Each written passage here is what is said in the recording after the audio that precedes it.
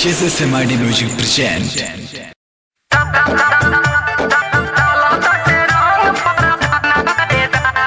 होली है डीजे अमित तिवारी अपहर recording by SMID Music Laxmipur.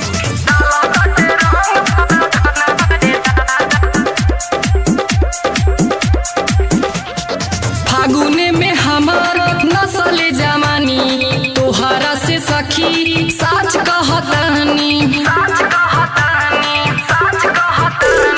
फागुने में हमार नसल जवानी तोहरा से सखी साच कहतानी। माने नहीं हमारो कहना ये दादा, माने नहीं हमारो कहना ये दादा।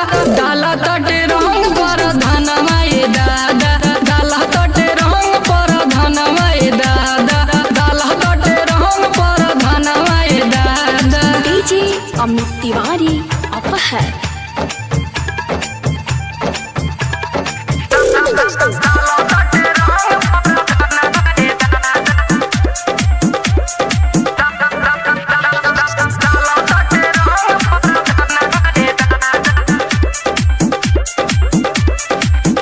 अरे घरवा के पीछा में बोला रे सखी, डोरिये में अंगूरी लगा रे सखी। बात हमर तनी को न माने सखी, देहिया से देहिया सटा रे सखी।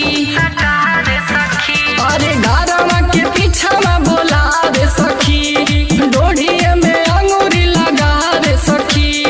बात हमर तनी को न माने सखी, देहिया से देहिया सटा रे सखी। भारी पड़ी गईल फागुनवा ये दादा, भारी पड़ गईल फागुनवा ये दादा। डाला तटे रंग पर धनवा ये दादा, डाला तटे रंग पर धनवा ये दादा, डाला तटे रंग पर धनवा ये दादा। डीजे अमित तिवारी अपहर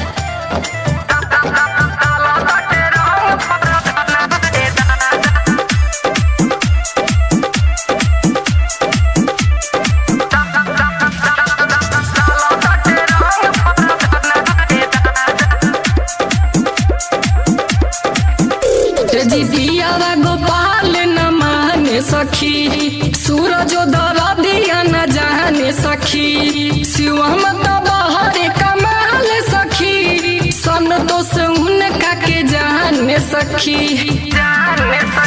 अरे पिया गोपाल न माने सखी,